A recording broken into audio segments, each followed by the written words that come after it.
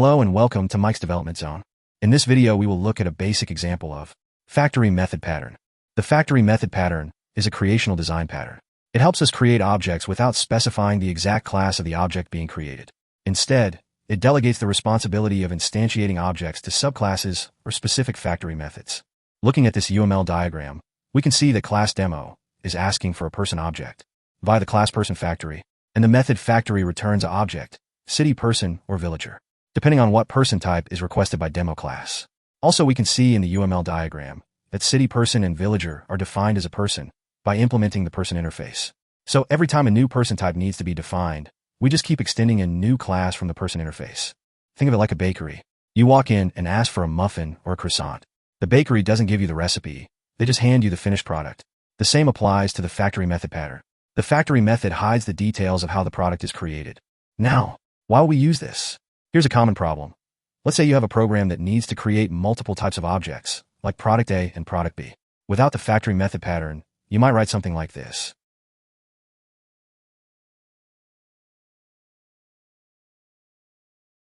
Sure, this works for very small implementation. But what happens when you need to add a new product, like product C? You'll need to modify this logic, breaking the open/close principle of solid design, meaning your code isn't open for extension and closed for modification. Also, an irregular if statement that is not extending from an interface will not utilize polymorphism and will lose the ability for easy extension. That's where the factory method pattern comes in. How does the factory method work?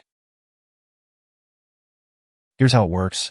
First, we define a common interface for the products we want to create. Then, we create concrete implementations of these products.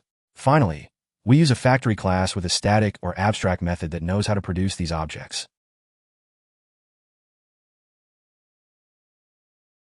Now, the client code doesn't worry about how the product is created. It just calls the factory method like this, letting the factory select the subconcrete class via person type, urban or rural, where different versions of method getName is called, without worrying about how it is made, the detailed implementation of getName. As you can see, the factory method pattern centralizes object creation and keeps our code clean and extendable. If we want to add a new person like person C, we only need to update the factory with a new concrete class person C extending from the interface called person, without any changes in the client code. The class called demo in UML diagram.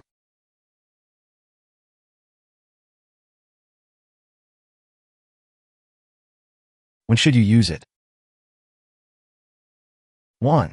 When you need to create objects but want to hide the instantiation logic. 2. When you expect to add new types of products/persons in the future. 3. When you want to adhere to the open/close principle. Remember, the factory method pattern is perfect when you need flexibility in creating objects. It helps keep your code scalable and reduces duplication. Now, let's have a look at the complete implementation of factory method pattern using the person example. A package has been created for the implementation. Here we can see concrete class city person, followed by villager.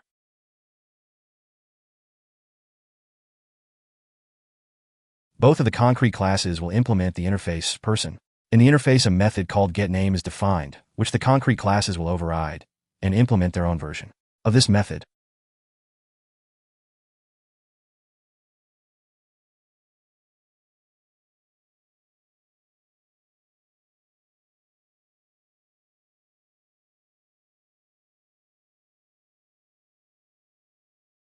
For the sake of this demonstration, we are adding a unique string for each version of method getName.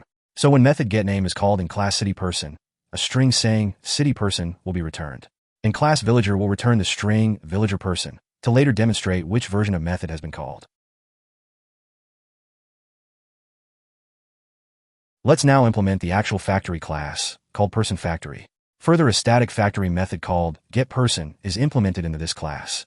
The method name is based on the interface name person. Before completing this method, let's also define the different perso types used as argument in this method.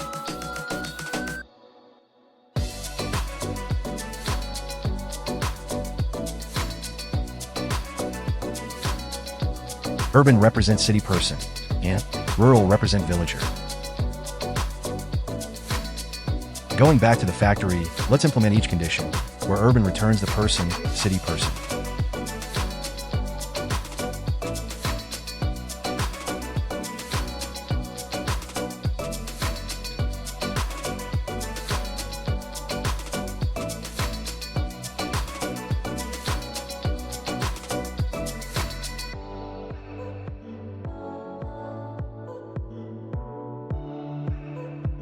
and rural represent villager. And as a last condition in this method, defensively, throw in a legal state exception, just in case an unwanted argument is passed to this method.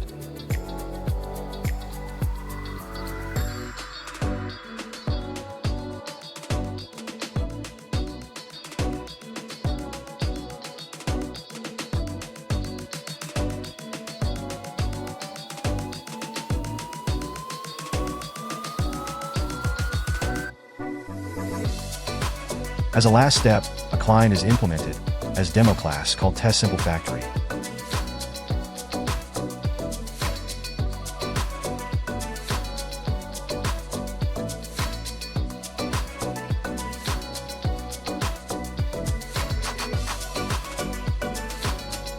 Here we call the city person by the factory and call method getName. As expected, city person is prompted in the terminal. As a last thing, a similar call is tested for villager.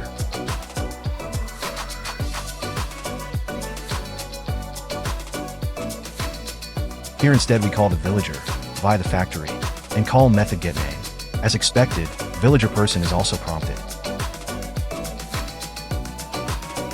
And there you have it, the factory method pattern explained. Next time you find yourself creating objects in multiple places, think about how you can centralize that logic using a factory method. If you found this video helpful, don't forget to like and subscribe. Thanks for watching, and happy coding.